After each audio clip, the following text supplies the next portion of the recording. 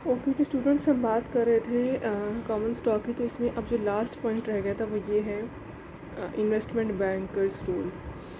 ये बहुत important aspect होता है जब भी कॉमन स्टॉक इशू होते हैं। होता ये है कि जब आप पहली बार आईपीओ में जाते हो, इनिशियल पब्लिक ऑफरिंग, तो डेफिनेट सी बात है कि आपके सारे शेयर्स इशू नहीं हो पाते या सारे शेयर्स लोग नहीं ख़रीद लेते।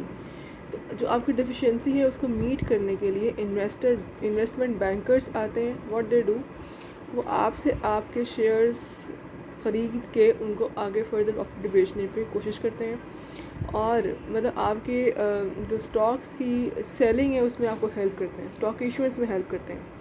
वो आपको कोई लोन प्रोवाइड नहीं कर रहे, वो आपको किसी किस्म की हम बढ़ के हैं ना वेंचर कैपिटल के, उसमें वो आपको फंड्स प्रोवाइड हो रहे हैं। यहाँ आपके जो इशूड कैपिटल की जो डिफिशियंसी थी उसी को मीट अप किया जाएगा with the help of investment bankers, right. और जिस तरीके से होता है उसे बोलते हैं अंडरराइटिंग। अंडरराइटिंग क्या होती है? The role of the investment banker in bearing the risk of reselling at a profit the securities purchase from an issuing corporation at an agreed on price. ठीक, कि उन्होंने शेयर्स ख़रीद लेने हैं और बाद में उनको फर्दर बेचना है एट अ प्रॉफिट। अब रिस्क तो है ना, क्योंकि अगर इशूइंग कॉरपोरेशन नहीं बेच पाई तो क्या आप बेच लेंगे? सवाल तो ये बनता है। इसका जवाब ये है कि चूँकि इन्वेस्टमेंट बैंकर्स की डोमेन ही यही है, काम ही यही है, उनका अंडरराइटिंग काम है। तो जब काम ही ये है तो फिर वो उसमें उनकी एक्सपर्टीज़ होती हैं, तो इसलिए वो इस काम को करते हैं नॉर्मल रूटीन में और वो ये रिस्क बियर कर लेते हैं।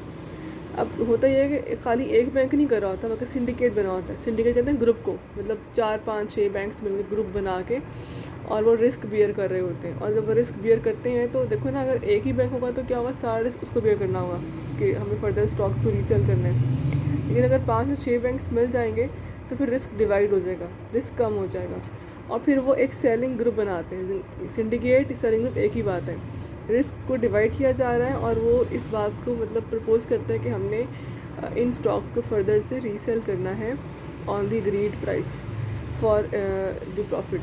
और जाहिर बात है कि ये बैंक है तो बैंक तो काम फ्री ऑफ कॉस्ट वैसे भी नहीं करता ना। अगर वो आपसे भी चार्ज कर रहा है एज अ कॉरपोरेशन से और प्लस फिर वो जब जनरल पब्लिक को बेचेगा तो वो भी एक प्रॉफिट पे बेचने की कोशिश कर रहे होते हैं, तो वो अपना प्रॉफिट अर्न कर लेते हैं, राइट। अब इसके बाद जो टॉपिक है that is common stock valuation. अभी इस पर नहीं जाऊँगी, मैं पहले जा रही हूँ टुवर्ड्स न्यूमेरिकल क्वेश्चंस और फिर मैं दोबारा स्विच करूँगी कॉमन स्टॉक वैल्यूएशन के ऊपर। Let me check.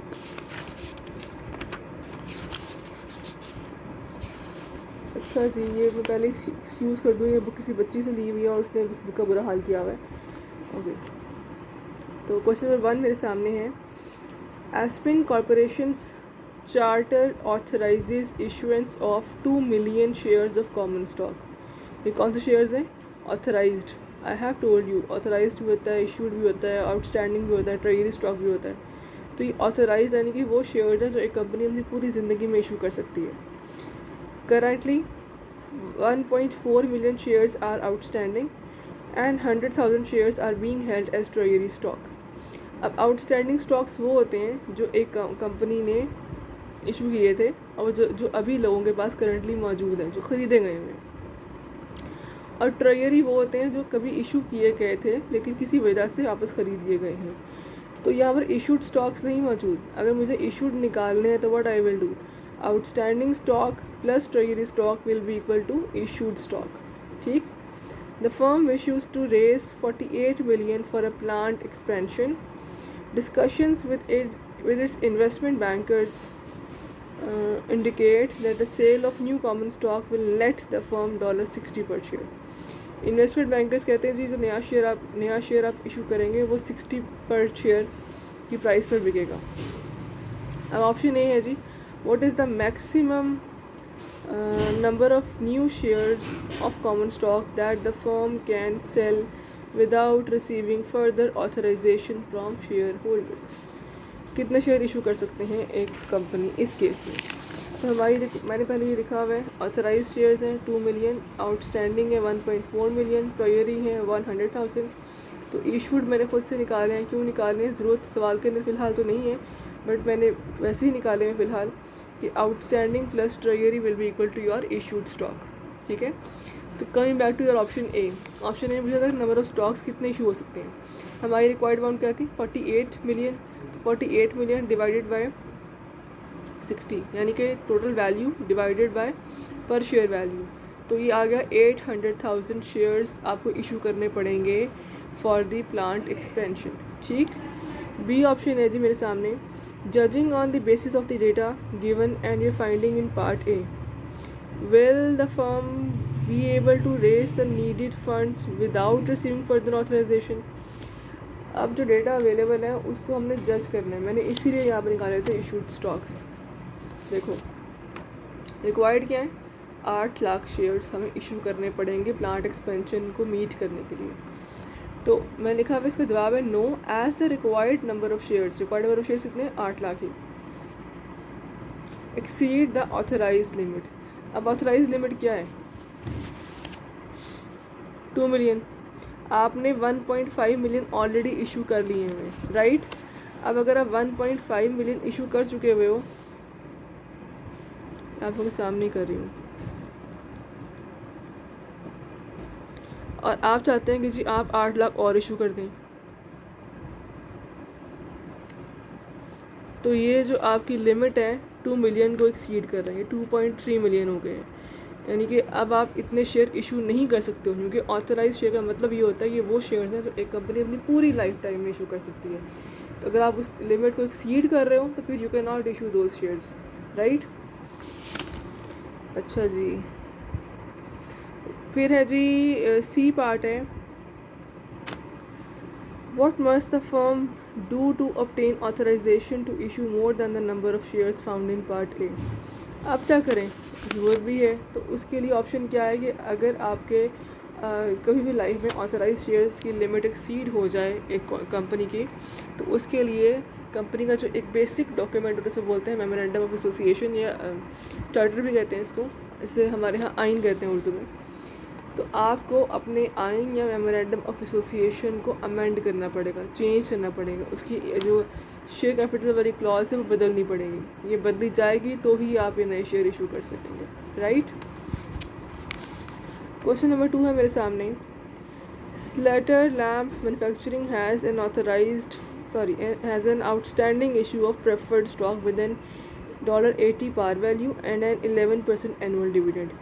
As we know, ये सवाल है प्रेफर्ड स्टॉक के बारे में। हम जानते हैं कि प्रेफर्ड स्टॉक की पार वैल्यू मेंशन होती है और प्लस रेट ऑफ डिविडेंड भी मेंशन होता है प्रेफर्ड स्टॉक में। तो ऑप्शन ए है, what is the annual dollar dividend. ठीक। If it is paid quarterly, how much will be paid each quarter. दो बातें पूछी जा रही हैं आपसे। पहले पूछ रहे हैं आपसे कि एक बताएं पर एनम डिविडेंड क्या होगा, एनुअल डिविडेंड। तो कुछ भी नहीं करना मुझे, 80 था उसकी पार वैल्यू, मैंने 11% निकाला तो ये आ गया जी 8.8 पर शेयर, ये होगी एनुअल वैल्यू ऑफ डिविडेंड। ठीक। अब वो साथ ही कहते हैं कि जी अगर डिविडेंड हर क्वार्टर में पे किया जाए, पेड क्वार्टरली, फिर क्या होगा। तो हम जानते हैं साल में 4 क्वार्टर्स होते हैं, तो मैंने सिंपली उस डिविडेंड को डिवाइड बाय 4 कर लिया, तो ये होगा 2.2 पर क्वार्टर। ठीक। ऑप्शन बी है मेरे सामने, if the preferred stock is non cumulative and the board of directors has pass the preferred dividend for the last 3 quarters, how much must be paid to preferred stockholders in the current quarter before dividends are paid to common stockholders। हम पढ़ कर आए हैं non cumulative और cumulative को, I am just repeating it up. Non cumulative stocks वो stocks होते हैं कि जिनमें अगर कभी डिविडेंड अनाउंस ना किया जाए तो उन पीरियड्स का डिविडेंड पे नहीं किया जाता, और अगर क्यूमुलेटिव होंगे तो अगर डिविडेंड नहीं दिया जा रहा फॉर एनी रीज़न तो उनका डिविडेंड ऐड हो रहा होगा, और जिस साल कंपनी पे करेगी तो वो सिर्फ उस साल का पे नहीं करेगी बल्कि प्रीवियस ईयर्स जो कि मिस हो चुके हैं उनका भी पे करेगी। तो अब चूँकि नॉन क्यूमुलेटिव है, इनके यहाँ पर पे ऑफ नहीं किया जाएगा, तो चूँकि सिर्फ आपने निकालना है एक क्वार्टर का in the current quarter, right. जो पुराने 3 क्वार्टर्स मिस कर चुकी है कंपनी उनका पे नहीं होगा because of non cumulative nature. तो सिंपली एक क्वार्टर का हम निकाल चुके थे 2.2, तो वही मैं ले दिया बी का आंसर 2.2। ठीक। अब सी में पूछ रहा है आपसे, if the preferred stock is cumulative and the board of directors has past means miss कर दिए, स्किप कर दिए, The preferred dividend for the last 3 quarters. How much must be paid to preferred stockholders in the current quarter before dividends are paid to common stockholders? अब वही same सवाल है, सिर्फ फ़र्क क्या आ गया, क्यूमुलेटिव नेचर। तो एज़ आई टोल्ड, क्यूमुलेटिव में अगर पे ना भी किया जाए तो वो एक्रू हो रहा होता है, यू हैव टू पे दैट। तो मैंने क्या किया है कि लास्ट 3 क्वार्टर्स का भी पे होगा और इसका भी पे होगा, total you will have to pay 8.8। कैसे होगा ये ऐसे होगा कि 2.2 इंटू 3, ये मिस किया है ना आपने 3 क्वार्टर्स का, ये तो पे करना ही करना है, और प्लस 1 पे करना है इस क्वार्टर का, तो अल्टीमेट आंसर अगेन यही आएगा, you will have to pay 8.8 if the dividends are, if the preferred stock are cumulative of in nature. Question number 3 मेरे सामने, जो कि मोस्टली आप खुद करेंगे, I just guide you about it. In each case in the following table, how many dollars of preferred dividends per share must be paid to preferred stockholders in the current period before common stock dividends are paid? अब इसके अंदर I can see there are 5 cases A, B, C, D, E. Type mentioned है, cumulative है, कुछ non cumulative है, par value mentioned है हर एक case में, डिविडेंड पर शेयर पर पीरियड मेंशनड है। अब कुछ डिविडेंड्स मेंशनड है इन डॉलर्स फॉर्म, राइट, और कुछ मेंशनड है इन परसेंटेज फॉर्म। अगर तो डॉलर फॉर्म में तो मसला ख़त्म हो गया ना, आप तो सिंपली इसी कंसिडर कर लोगे, और अगर परसेंटेज है तो पहले आप उस परसेंटेज को मल्टीप्लाई करेंगे पार वैल्यू से, फिर डिविडेंड निकलेगा। फिर है जी periods of dividend passed, passed means again missed, जो स्किप हो चुके हैं आपसे, तो ये सारे पीरियड्स को हमने कंसिडर करना होता है। तो मैंने यहाँ पे सिर्फ 2 सॉल्व किए हैं आप लोगों की आसानी के लिए। जो एक केस है क्यूमुलेटिव नेचर है और उसकी पार वैल्यू है 80 और 4 पर शेयर, डिविडेंड पर शेयर पर पीरियड है 4, और कितने पीरियड आपने स्किप किए हुए, 3 स्किप कर दिए पीरियड्स आपने। तो मैंने कैसे सॉल्व करना है इसको, 4 है ना पर पीरियड, 3 पीरियड स्किप हुए थे, तो 4 इंटू 3, यानी कि ये इतनी अमाउंट है जो प्रीवियस पीरियड्स की है, और चूँकि आपने इस पीरियड का भी पे करना है तो +4, current plus previous will be equal to 16। ठीक, मैंने एक और सॉल्व किया हुआ है डी वाला, दैट इज़ क्यूमुलेटिव, इसलिए सॉल्व किया हुआ है कि यहाँ पे परसेंटेज गिवन है, यहाँ पार वैल्यू है 60, 1.5% डिविडेंड का रेट है, और 4 पीरियड्स आपने स्किप कर दिए हैं। तो पहले क्या करना है हमें, 60 जो पार वैल्यू इसका 1.5% लिया, जो कि आया 0.9, ठीक हो गया। अब सॉल्व कैसे करना है, 0.9 इंटू 4 क्यों लिया मैंने, ये 4 पीरियड्स मिस थे, मैंने यहाँ से देखा स्किप हुए में, जो 4 से मल्टीप्लाई किया, यानी कि ये वो वाला डिविडेंड है जो कि प्रीवियस पीरियड्स का है, प्लस इस पीरियड का भी dividend, 0.9 into 4 previous period plus this one will be equal to 4.5। तो बाकी जो 3 पार्ट्स हैं यानी कि बी, सी और ई आपने खुद सॉल्व करने हैं, लेकिन ऐसे ही बता देती हूँ वर्बली, जैसे लेट सपोज सी पार्ट है, अब नॉन क्यूमुलेटिव है, अब यहाँ पर उसकी वैल्यू है 100 पार वैल्यू, और वो बता रहा है कि जी डिविडेंड है 3 पर शेयर पर पीरियड, और आपने एक स्किप पे मिस कर दिया, पास कर दिया हुआ है। तो चूँकि नॉन क्यूमुलेटिव नेचर है, तो जो मिस्ड पीरियड होता है आप उसका पे ऑफ नहीं करते हो, तो आप सिंपली करंट पीरियड का पे करोगे जो कि 3 है, राइट। तो इस तरीके से आपने इस क्वेश्चन को कंप्लीट करना है। I am moving towards question number 4। चलें जी, Valerian corporation, convertible preferred stock, ये सारी बातें हम पढ़ कर आए हैं थ्योरी में, कन्वर्टिबल के ऑप्शन को पता होना चाहिए हमें। Convertible preferred stock has a fixed conversion ratio of 5 common shares पर 1 शेयर ऑफ प्रेफर्ड स्टॉक, यानी कि अगर आप कन्वर्ट करेंगे तो आपको एक प्रेफर्ड के बदले में 5 कॉमन स्टॉक्स मिलेंगे। The preferred stock pays a dividend of 10 per share per year. The common stock currently sells for 20 per share and pays a dividend of 1 per share per year. ठीक हो गया। अब वो कह रहे हैं जी option A, judging on the basis of the conversion ratio and the price of the common shares, what is the current conversion value of each preferred share? Judging on the basis of the conversion ratio, पहले we need to identify current conversion ratio है क्या है। Conversion ratio है जी 1 preferred is equals to 5 common stock, ये conversion ratio है। फिर उसने कहा है and the price of the common shares, हमने क्या लेना है, कॉमन शेयर्स की प्राइस लेनी है, जो कि वो सवाल बता रहा है कि 20 पर शेयर पे कॉमन ट्रेड हो रहा है, राइट। डिविडेंड की बात नहीं उसने की है, सिर्फ बात कर रहा है price of the common shares. What is the current conversion value of each preferred share. अगर कन्वर्ट करेंगे ए को तो बदले में क्या मिलेगा, 5 मिलेंगे कॉमन स्टॉक, और हर कॉमन स्टॉक की वैल्यू क्या है, $20। तो मैंने उसे मल्टीप्लाई किया, यानी कि 1 preferred stock will be converted into $100 of common stock. ठीक हो गया। ऑप्शन बी है जी, if the preferred shares are selling at 96 each, यानी कि एक प्रेफर्ड स्टॉक की वैल्यू 96 हो जाए, should an investor convert the preferred shares to common shares, क्या वो कन्वर्ट करवाए या ना करवाए। तो मैंने इसी को यहाँ पर रीराइट किया है। अगर ये प्राइस 96 है, ठीक, तो 96 के बदले में कितना मिल रहा है आपको, 100।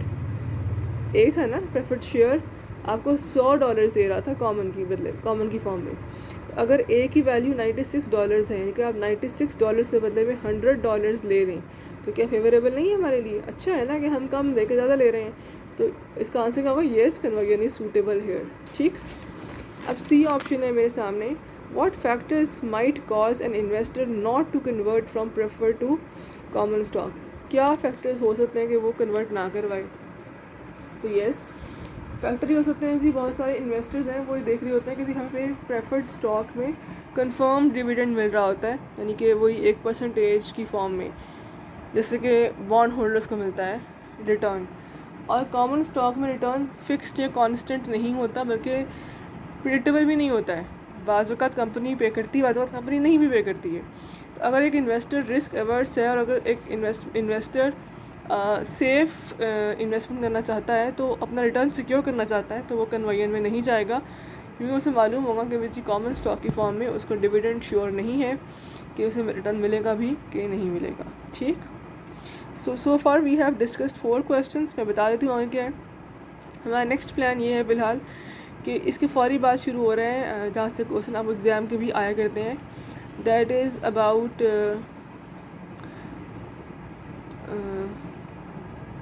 Dividend growth model. ठीक, वो 3 ग्रोथ मॉडल्स हैं, तो मैं उन पे भी अब काम शुरू करूँगी और फिर मैं उसके ऊपर भी आप लोगों को लेक्चर्स शेयर करूँगी। तो अभी तक जो हमने काम किया है वो बेसिकली ये था, पहले हमने थ्योरी पढ़ी है regarding common stock, preferred stock, conversion feature, dividend, और हमने उसके ऊपर ये 4 सवाल सॉल्व कर लिए हैं। ठीक, अब जो अगले कॉन्सेप्ट्स हैं, पहले हम थ्योरी पढ़ेंगे कि डिविडेंड ग्रोथ मॉडल्स कौन से हैं, और फिर जो अगले सवाल हैं वो उस ग्रोथ मॉडल के ऊपर हैं। राइट।